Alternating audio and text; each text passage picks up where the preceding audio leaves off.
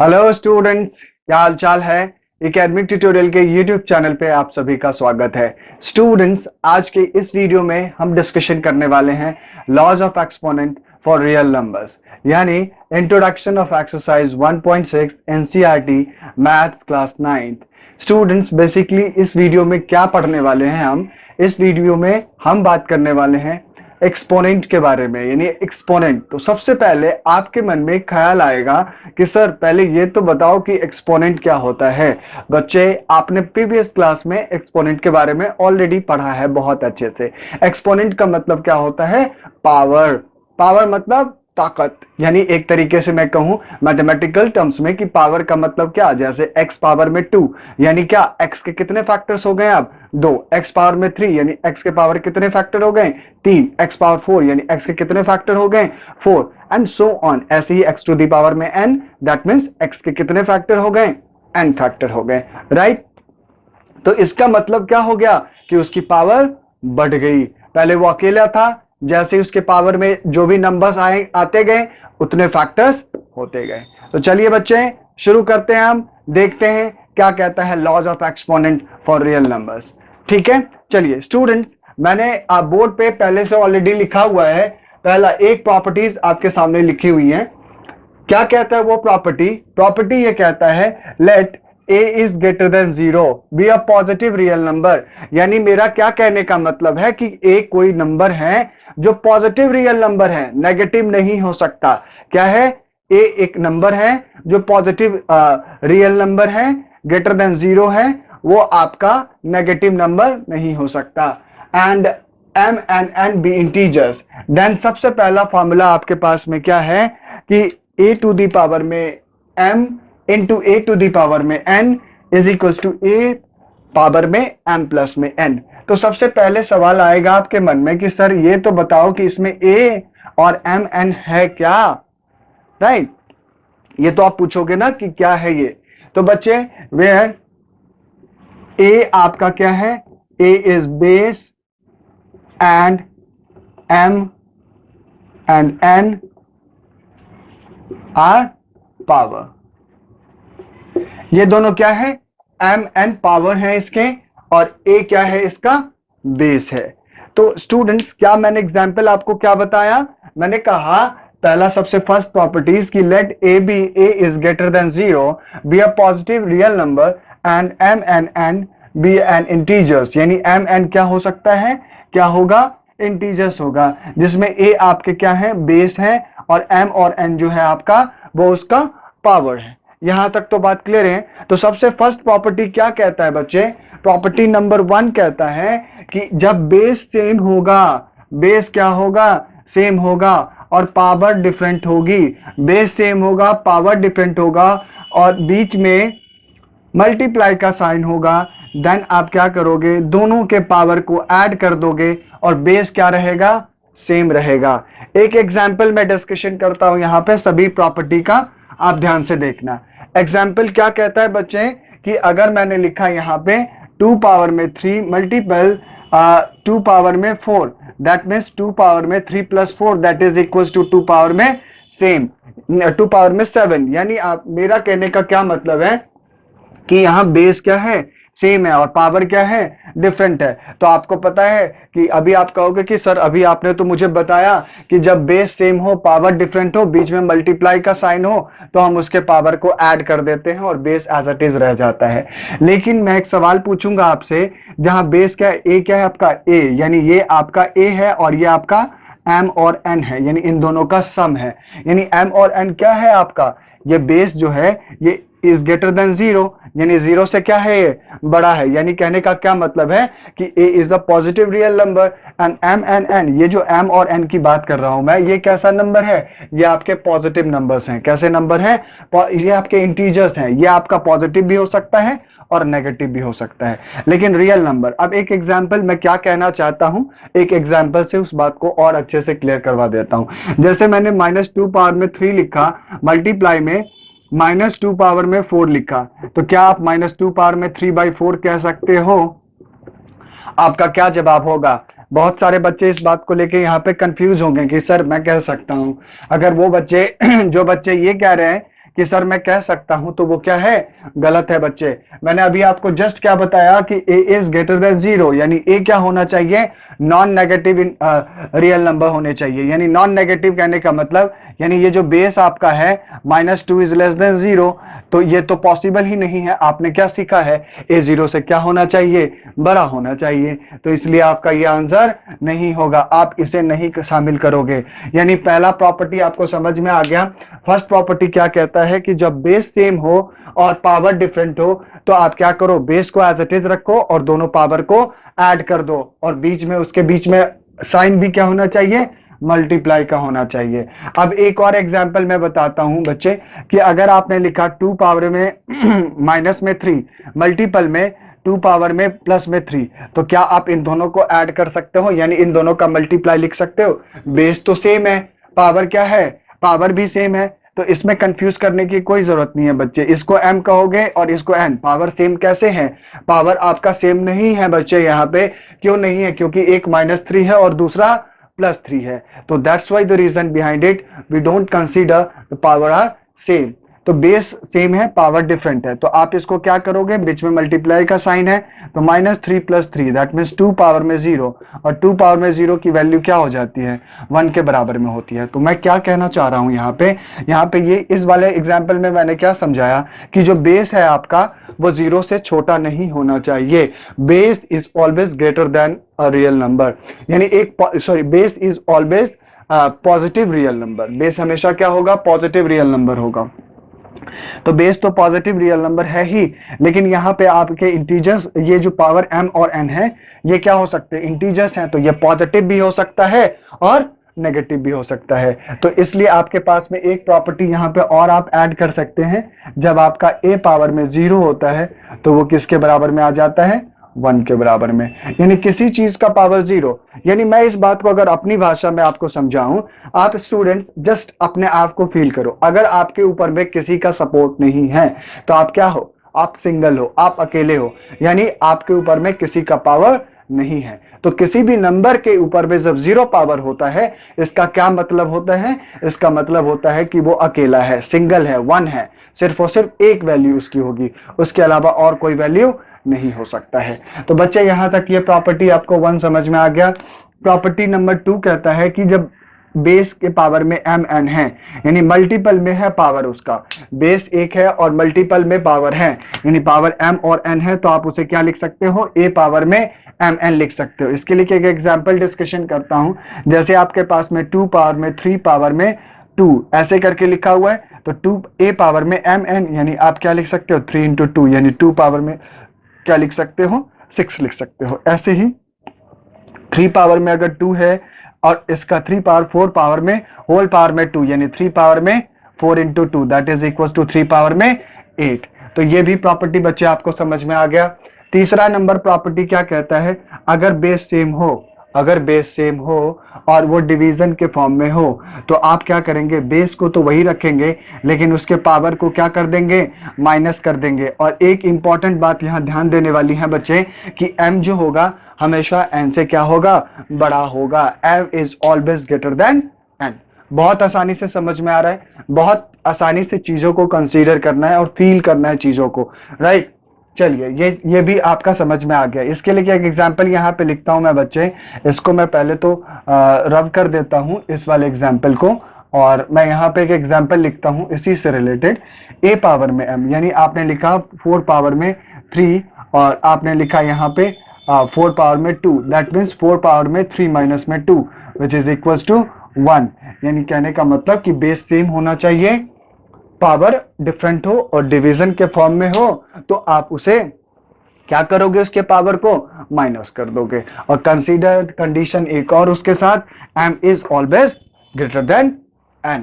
m क्या होना चाहिए, n से हमेशा बड़ा होना चाहिए। क्लियर है बात। चलिए ये तीनों प्रॉपर्टी आपको समझ में आ गई। प्रॉपर्टी नंबर 4 क्या कहता है बच्चे, कि जब आपके पास में बेस अलग अलग हो, बेस क्या हो, डिफरेंट हो और पावर सेम हो। क्या कहा मैंने कहा कि बेस अलग हो और पावर सेम हो। बेस अलग हो, पावर सेम हो, तो आप क्या करेंगे, दोनों बेस को मल्टीप्लाई करके पावर सेम रहने देंगे, यानी a power m multiply B power M is equal to A B power में एम, यानी ए बी का मल्टीपल जो होगा और उसके जो पावर होंगे वो इसके बराबर में होंगे।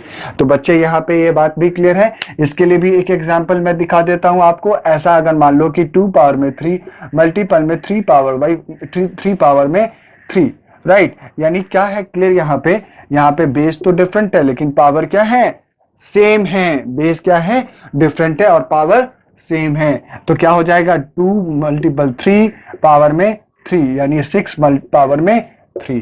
तो दैट्स ऑल दिस प्रॉपर्टीज, यानी पांचों प्रॉपर्टी। एक आपने क्या पढ़ा, a पावर में m इंटू a पावर में n is equal to a power m plus n। जब बेस सेम हो, पावर डिफरेंट हो, मल्टीप्लाई का साइन हो तो बेस एज इट इज रहने दो और m पावर को क्या करो, ऐड कर लो। First property. दूसरा नंबर कहता है कि अगर a पावर में m और उस पूरे का power n, right, whole power n, that is a power में mn, यानी दोनों के पावर को क्या कर दो, मल्टीप्लाई कर दो। थर्ड प्रॉपर्टी क्या कहता है बच्चे, थर्ड प्रॉपर्टी ये कहता है कि अगर आपका बेस सेम हो और पावर डिफरेंट हो और वो डिवीजन के फॉर्म में हो तो आप बेस एज इट इज रहने दो और उसके डिवीजन, उसके पावर को माइनस कर दो। उसके साथ एक और कंडीशन क्या ऐड कर दिया इन्होंने बच्चे कि m क्या होना चाहिए, हमेशा ग्रेटर देन n होना चाहिए। a पावर में m और b पावर में m, यानी बेस अगर डिफरेंट हो, फोर्थ नंबर प्रॉपर्टी है बच्चे ये आपका, बेस क्या हो, डिफरेंट हो, पावर सेम हो तो दोनों बेस को मल्टीप्लाई कर दो और पावर को सेम रखने दो। ये बात क्लियर है। और एक चीज मैंने समझाया यहाँ पे कि a हमेशा क्या होना चाहिए बच्चे, a हमेशा पॉजिटिव रियल नंबर होना चाहिए। a negative real number consider नहीं किया जाएगा। और जो पावर इसकी होगी यानी mn जो होगा वो क्या होगा, वो आपके इंटीजर्स हो सकते हैं, whether it is positive, it is negative, कुछ भी हो सकता है, पॉजिटिव भी और नेगेटिव भी, लेकिन a हमेशा क्या होगा, हमेशा पॉजिटिव रियल नंबर होगा। तो आई होप ये बातें आपको समझ में आई होगी स्टूडेंट्स। अब आप इसे नोट करिए, फिर इसके बाद उसके और जो प्रॉपर्टीज हैं उसके बारे में अभी हम डिस्कशन करते हैं।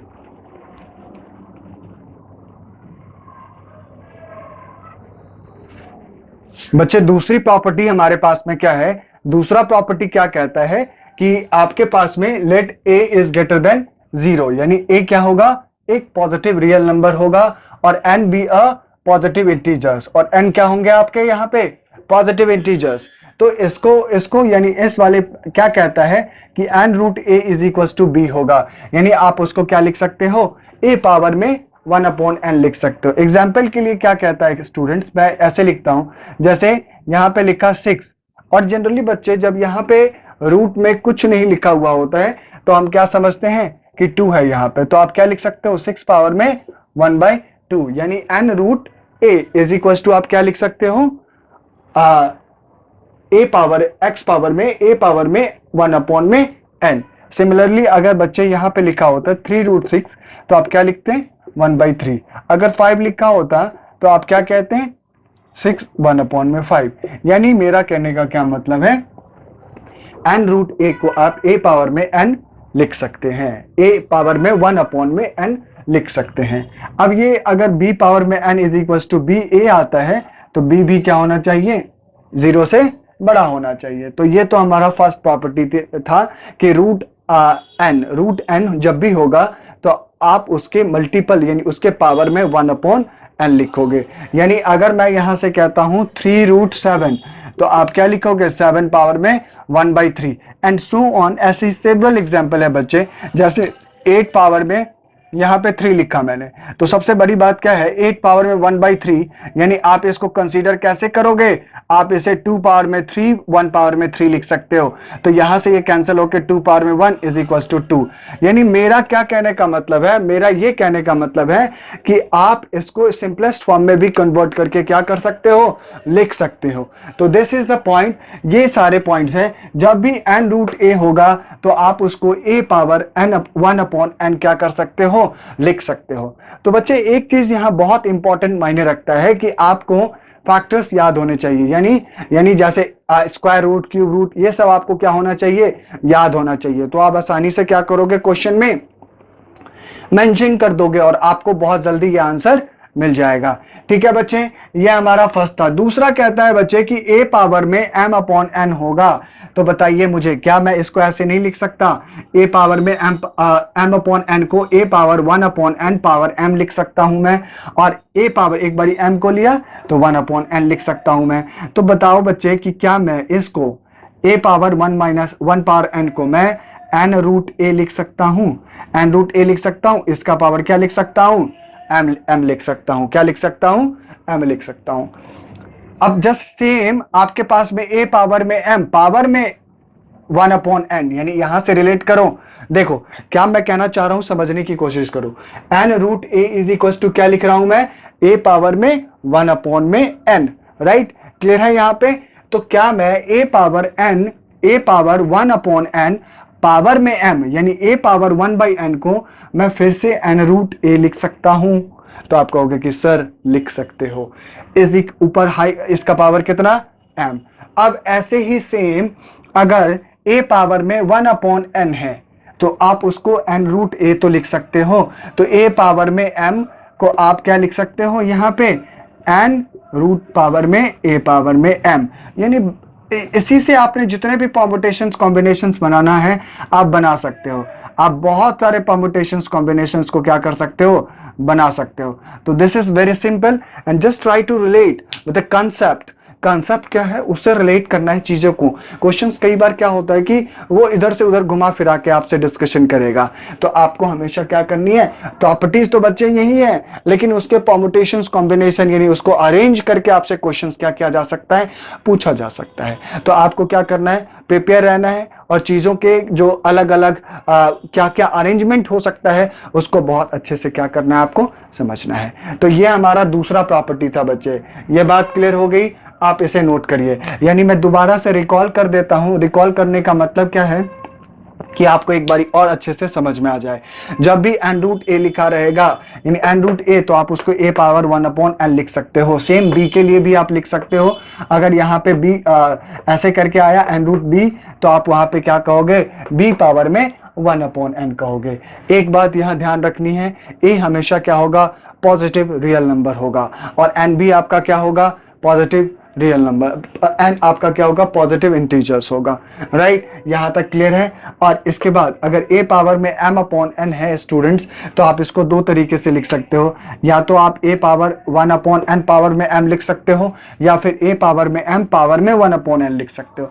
फर्दर स्टूडेंट्स, मैंने इस फॉर्मूले से रिलेट किया है इसको। अगर आप इसको a पावर में 1 अपॉन n को क्या लिख सकते हो? n रूट a लिख सकते हो। n रूट a पावर में m, और a पावर में m को क्या लिख सकते हो? इस तरीके से a पावर m पावर में 1 अपॉन n यानी n रूट a अपॉन में m। ये आपका क्या हो गया स्टूडेंट? बहुत ही आसान तरीके से आ गया। आप इसे नोट कर लीजिए एक बारी, फिर उसके बाद अब इसके तीसरी प्रॉपर्टीज पे क्या करते हैं? डिस्कशन करते हैं। बच्चे इसके कुछ क्वेश्चंस भी हम डिस्कशन करेंगे और इसी के साथ हम इस एक्सरसाइज में इसके सॉल्यूशन को भी देख लेंगे। राइट,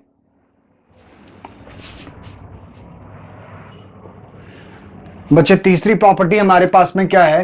कहता है कि for any non zero real numbers a, किसी भी non zero real number a के लिए, यानी a इज ग्रेटर देन 0 यानी positive real number. Non zero real numbers में क्या हो सकता है कि वो नेगेटिव भी हो सकता है, पॉजिटिव भी हो सकता है। नॉन जीरो, बस जीरो नहीं होना चाहिए। And n is a positive integers, यानी n क्या आपका? एक पॉजिटिव इंटीजर्स है। तो यानी a पावर में माइनस में n इज इक्वल टू आप क्या कह सकते हो? 1 अपॉन में a पावर में n। ये आपका क्या होता है? ये होता है। ये इस तरीके से आप इसको क्या कर सकते हो? लिख सकते हो। तो स्टूडेंट्स, इसको बेटर समझने के लिए एक एग्जांपल हम डिस्कशन करते हैं, आपको अच्छे से समझ में आ जाएगा। यानी 5 पावर में माइनस 3 है, तो आप इसे क्या लिख सकते हैं? a पावर में minus n, that means 1 upon में a पावर में n यानी 1 बाई 5 अपॉन में 3। That means what is the final answer of this? तो we can say 1 upon में 125। ऐसे ही हमारे पास में कुछ और एग्जाम्पल हो सकते हैं बच्चे। एक और एग्जाम्पल अगर मैं कहूँ यहाँ पे कि 3/2 पावर में माइनस में 3, तो आप रिलेट करो। अब देखो, आप चेक करो यहाँ पे, आप कहोगे कि सर मैं इसको लिख सकता हूँ, कैसे लिख सकता हूँ? तो a पावर में माइनस n लिखा हुआ है, तो सबसे पहले मैं इसे लिखूंगा 1 अपॉन में a पावर में n यानी 3/2 पावर में n यानी 3 लिखूंगा। अब आपको पता है कि आप बताओगे सर कि मैं इसका अगर क्यूब करूंगा तो 27 मिलेगा और ये क्या मिलने वाला है, 8 मिलने वाला है। अब याद करो बच्चे, जब आपके पास में a/1 और b/c इस तरीके से होने वाला है तो आप क्या करते हो, b को 1 के साथ ले जाते हो, a को c के साथ ले जाते हो, यानी क्या हो जाएगा, 1 8 के साथ चला जाएगा और 27, यानी आपका क्या है यहाँ पे 1/1 एंड 27 में 8, ये इसके साथ ये इसके साथ, तो क्या हो जाएगा 8/27। तो दिस इज योर आंसर। तो जस्ट सेम, बहुत ही आसान है। आप a पावर में n को a पावर में -n को 1/a पावर में n लिख सकते हो, राइट। तो काफी आसान बात है, काफी आसानी से आपने समझा। एक और एग्जांपल मैं बता देता हूं। 1/5 पावर में -2 अगर आपने लिखा तो आप क्या कहोगे कि सर आप सबसे पहले इससे क्या करो, 1/a पावर में n के फॉर्म में लिखो, यानी 1/5 पावर में 2 लिख दिया आपने, लिख दिया तो आपका क्या हो जाएगा 1/25। अब ये क्या हो जाएगा, ये 25 ऊपर चला जाएगा, तो इस तरीके से आपका क्या हो जाएगा, आंसर आ जाएगा। क्लियर है बच्चे, कोई दिक्कत है? तो बच्चे इस एक्सरसाइज में एक्सपोनेंट से रिलेटेड जितनी भी प्रॉपर्टी थी वो सारे प्रॉपर्टी मैंने आपके साथ में डिस्कशन कर लिया। आई होप आपको बहुत अच्छे से समझ में आई होगी। अब बच्चे हम एनसीईआरटी के कुछ क्वेश्चंस एक्सरसाइज को देखते हैं कि क्या कहता है क्वेश्चन, और इसके अलावा कुछ एक्स्ट्रा क्वेश्चन भी इस वीडियो के लास्ट में मैं आपसे डिस्कशन कर दूंगा, क्योंकि इस एक्सरसाइज में एनसीईआरटी में उतने क्वेश्चन नहीं है। हो सकता है मे बी आपके एग्जाम में वो क्वेश्चन आपसे पूछ लिया जाए और आप उस टाइम पे मे बी आंसर नहीं दे पाओ, तो इसलिए मैं उस क्वेश्चन को भी आपके साथ में डिस्कशन करूंगा। तो फर्दर बच्चे इसको आप नोट करिए, फिर हम एक्सरसाइज के क्वेश्चन को देखते हैं, फिर कुछ अलग से एक्स्ट्रा क्वेश्चन को देखेंगे, राइट। ओके,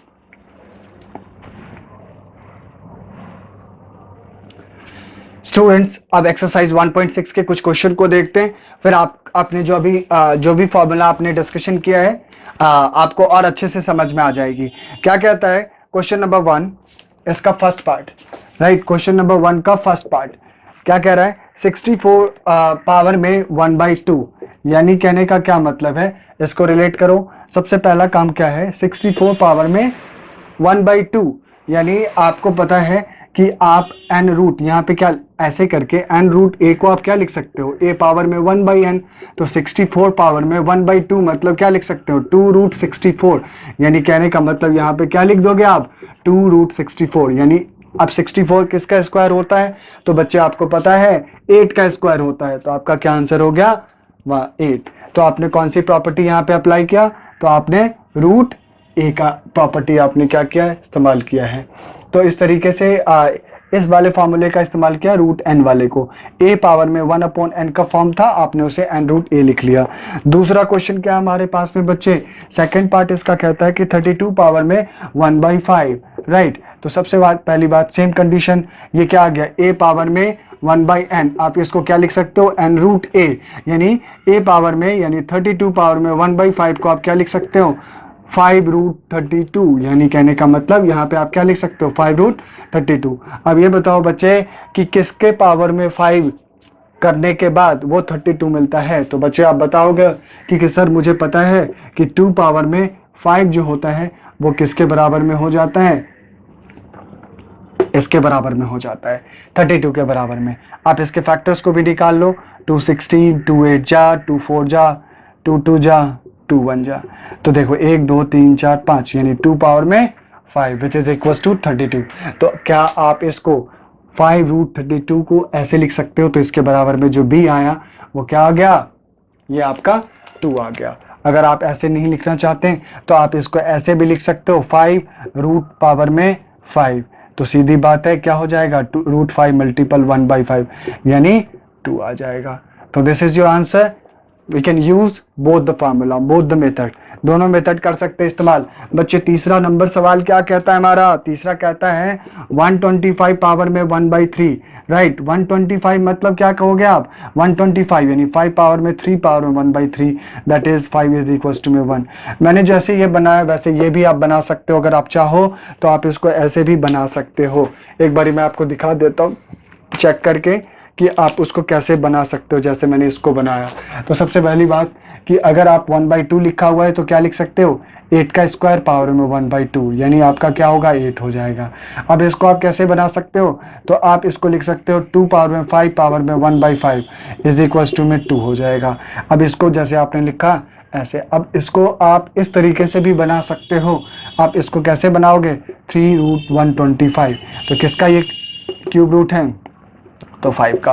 तो ऐसे भी हो सकता है। तो कोई दिक्कत, कहीं पे कोई कंफ्यूजन, मेरे हिसाब से कहीं पे कोई कंफ्यूजन नहीं होनी चाहिए। तो ये सारे क्वेश्चन समझ में आ गया बच्चे। चलिए आप इसे नोट करिए, फिर इसके सेकंड पार्ट पे चलते हैं हम। बच्चे आप क्वेश्चन नंबर 2 देखते हैं। क्वेश्चन नंबर 2 क्या कहता है, इसका फर्स्ट पार्ट क्या है, क्वेश्चन नंबर, इसका फर्स्ट पार्ट 9 पावर में 3/2, राइट। यानी बच्चे याद करिए, आपने एक फॉर्मूला अभी जस्ट पढ़ा, a पावर में m अपॉन में n, राइट, क्लियर है। तो आप इसे क्या कहते हो, a पावर 1/n पावर में m एंड a पावर में m पावर में 1/n। फर्दर बच्चे आपको पता था कि आप इसको कैसे लिख सकते हो, n√a पावर में m, और इसको आप कैसे लिख सकते हो, इसको लिख सकते हो n√a पावर में m। यानी आपको ये बात पता है, क्योंकि ये आपको पता है ना, a पावर में n√a इज इक्वल टू आप क्या लिख सकते हो, a पावर में 1/n लिख सकते हो। तो सेम बात है, आप इसको a पावर में m अपॉन n को कैसे लिख सकते हो, 9 पावर में 1/2 और पावर में 3, राइट।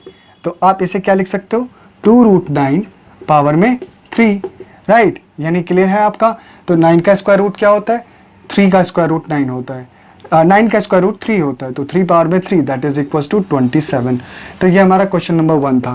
क्वेश्चन नंबर 2 क्या कहता है बच्चे, 32 पावर में 2 अपॉन में 5। तो आप इसको क्या लिख सकते हो, 32, यानी आप लिख सकते हो इसको 32 पावर में 1/5 पावर में 2, दैट इज ये आपका क्या मिलने वाला है, 5√32 पावर में 2 which is equals to 2 multiple 2 का स्क्वायर, यानी आपका आंसर क्या होगा, 4। अभी आपने जस्ट पढ़ा 32 का अगर 5 टाइम मल्टीप्लाई 2 को अगर 5 टाइम मल्टीप्लाई करोगे तो आपको क्या मिलने वाला है, हाँ।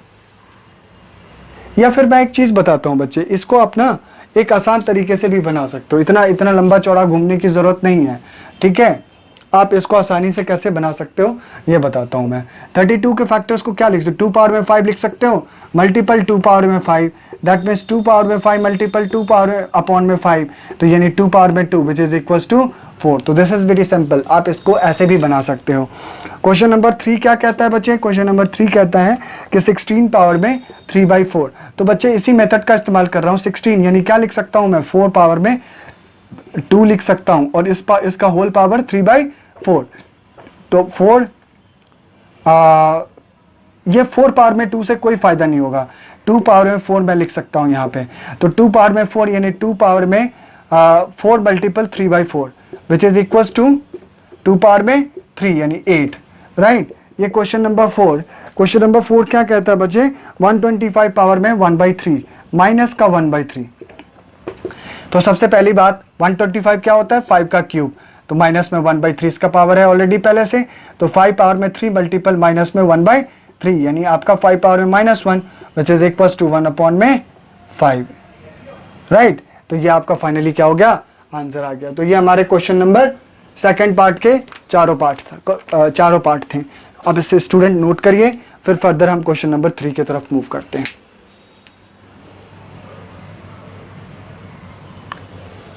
नाउ बच्चे अब हमारे पास क्वेश्चन है 3, क्वेश्चन नंबर 3 का फर्स्ट पार्ट। क्वेश्चन नंबर 3 का फर्स्ट पार्ट क्या कहता है कि 2 पावर में 2/3 मल्टीप्लाई 2 पावर में 1/5।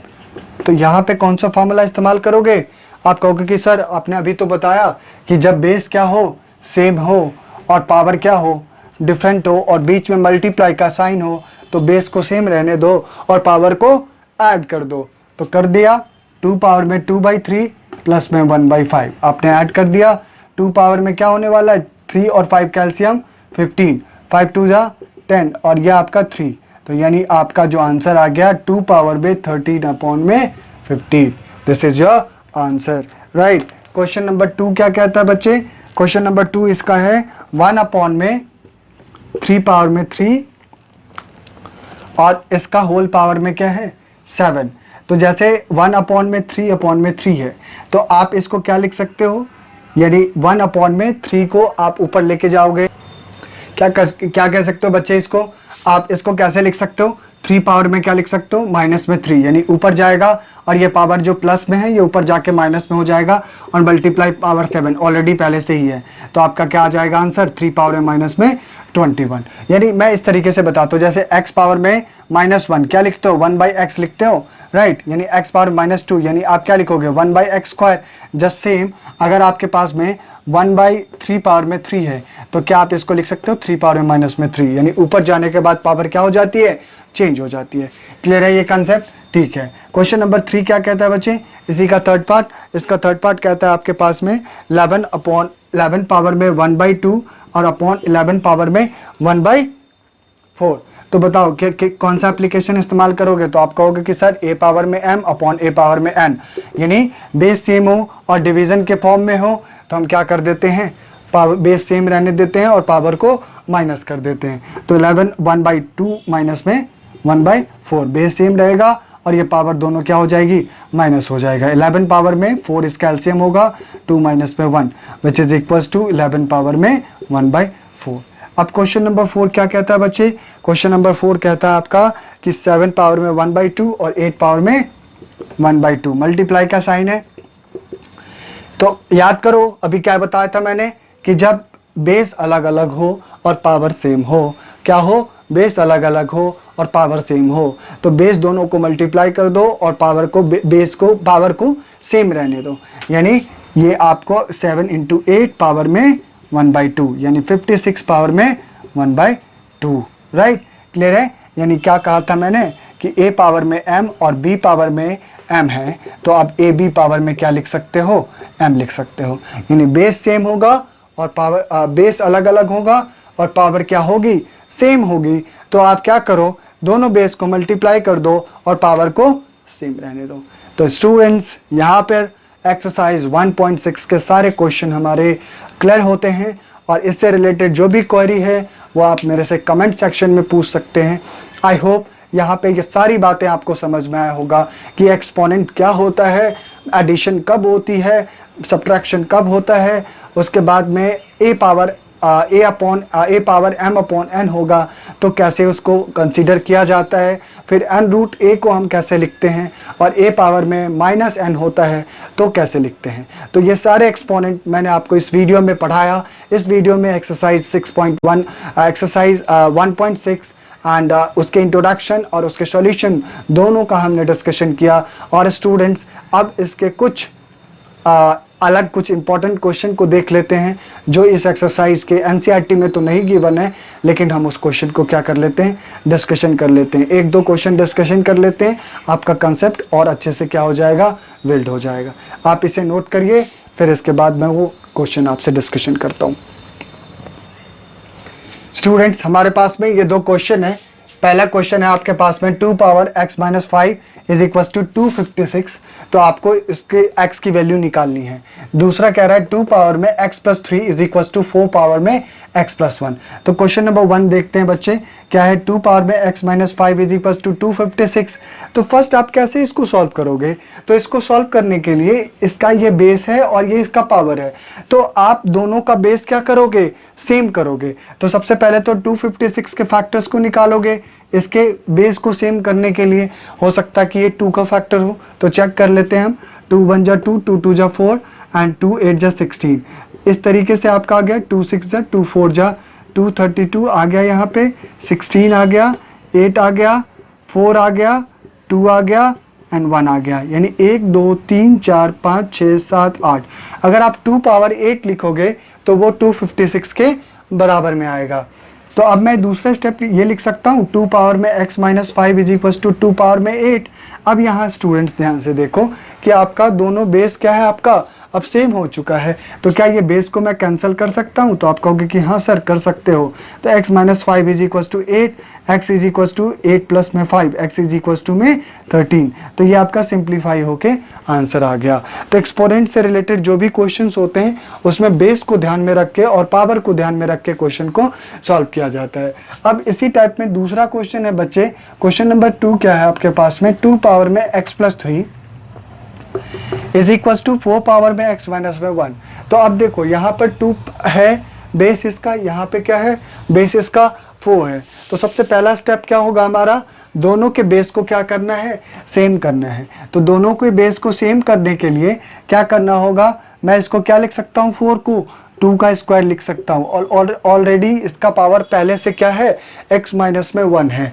तो आप इसे क्या कहोगे, 2 पावर में x plus 3 is equal to 2 power में 2x माइनस में 2, यानी इस 2 से आपने x माइनस 1 में मल्टीप्लाई कर दिया। तो अब दोनों का बेस क्या हो गया, सेम। तो आप इन दोनों बेस को कैंसिल कर सकते हो। तो आप कहोगे कि यस सर कर सकता हूँ। तो x plus 3 is equal to में क्या होगा, 2x माइनस में 2 होगा। देन आफ्टर अगर आप इसे लिखोगे तो x माइनस में 2x माइनस 2 माइनस में 3, यानी आपका ये value minus x is equal to में माइनस 5, यानी x इज इक्वल टू में 5 आएगा। तो बच्चे इस टाइप के क्वेश्चन आपके एग्जाम में पूछे जा सकते हैं। हो सकता है कि ये क्वेश्चन थोड़ा सा मॉडरेट करके आपसे पूछा जाए, लेकिन एक चीज़ मैं कंसेप्ट आपको समझाने की कोशिश कर रहा हूँ कि बेस क्या होना चाहिए, सेम होना चाहिए, और पावर को आप अलग अलग तरीके से लिख सकते हैं। कैंसिल करने के लिए बेस को क्या करना पड़ेगा, सेम करना पड़ेगा। जब तक बेस सेम नहीं होगा तब तक आप कैंसिल नहीं कर सकते हैं। क्लियर है बात, कोई दिक्कत? चलिए आप इसे नोट करिए स्टूडेंट्स, फिर इसके बाद हमारा ये टॉपिक यहाँ पे कंप्लीट होता है। स्टूडेंट्स यहाँ पे सारे टॉपिक हमारे कंप्लीट होते हैं। चैप्टर नंबर सिस्टम मैंने बहुत अच्छे से आपको पढ़ा दिया, सारे पॉइंट्स मैंने कवर किए हैं, एक एक क्वेश्चंस मैंने बताया। फिर भी अगर आपको कहीं पे कोई दिक्कत हो तो आप मुझे कमेंट सेक्शन में आप मेरे से पूछ सकते हैं। एक्सपोनेंशियल से रिलेटेड कोई भी प्रॉब्लम हो तो आप मेरे से कमेंट सेक्शन में पूछ सकते हैं इस बात को। और हाँ, अगर आपको ये वीडियो पसंद में आई हो तो वीडियो को लाइक कर दें और चैनल को सब्सक्राइब कर दें, ताकि मैं मोटिवेट होता रहूं और आपके लिए ऐसा ही बेहतरीन वीडियोस बनाता रहूं लगातार। चलिए, ऑल द बेस्ट स्टूडेंट्स। मिलते हैं नेक्स्ट वीडियो में, तब तक के लिए जय Hind, thank you very much.